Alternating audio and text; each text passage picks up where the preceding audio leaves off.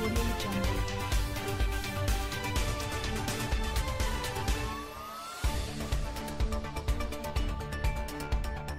Prince Harry, 37, and Meghan Markle, 40, went to New York to attend the Global Citizen live concert in Central Park on Saturday, which aims to push for greater action to combat climate change and urge rich countries to share 1 billion doses of COVID-19 vaccines with nations most in need.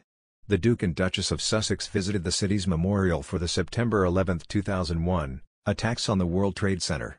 WNBC reporter Romney Smith recalled how Meghan and Harry's photographers and media were outside of the media huddle. Ms. Smith told the Royally Obsessed podcast, "The 5-minute queue happened 4 different times and then they said 2 minutes.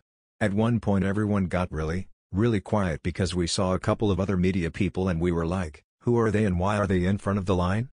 That's when we realized it really is 2 minutes because this is their photographers and their media people because none of us knew them."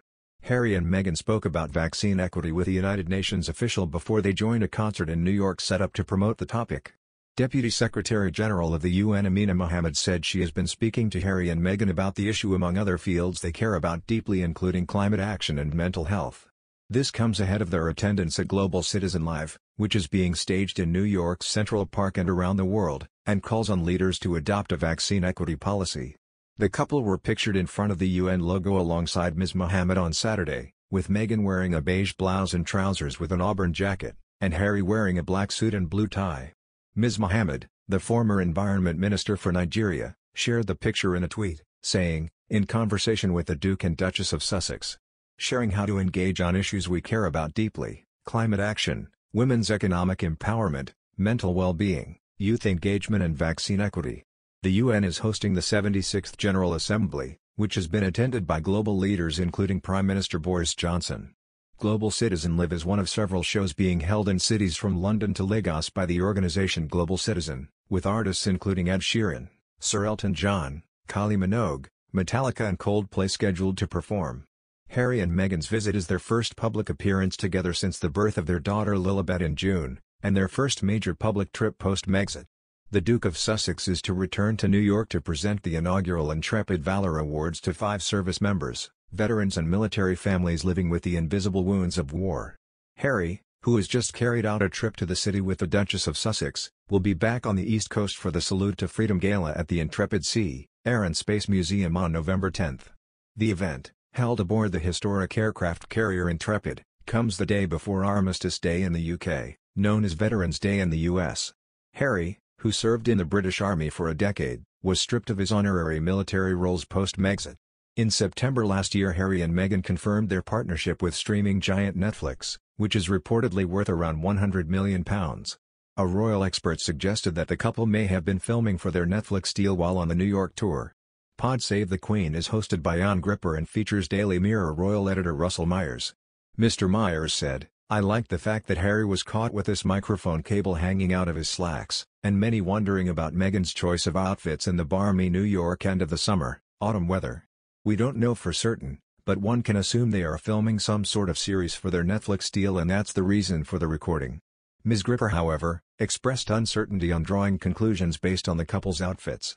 She said, "Are you saying they were dressed quite warmly for end of summer in New York? They're from California though. I would imagine that there's a difference in temperature. I thought some of the outfits were really interesting. They definitely made a statement that we're here and we mean business." Harry and Meghan's Netflix deal reportedly allows the couple to make documentaries, docuseries, feature films, scripted shows and children's programming.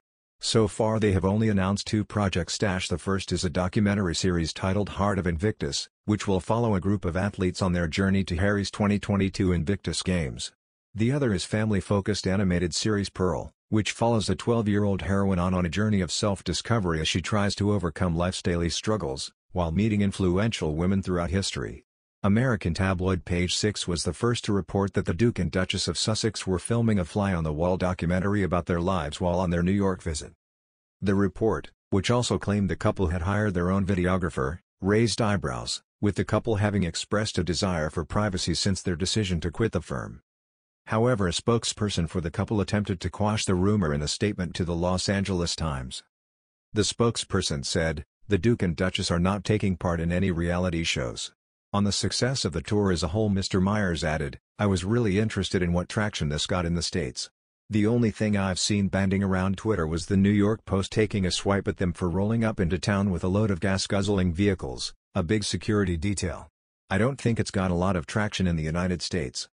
Obviously there is an audience for them and we are covering it, but I don't know necessarily whether they are as adored in the United States as we were first thinking."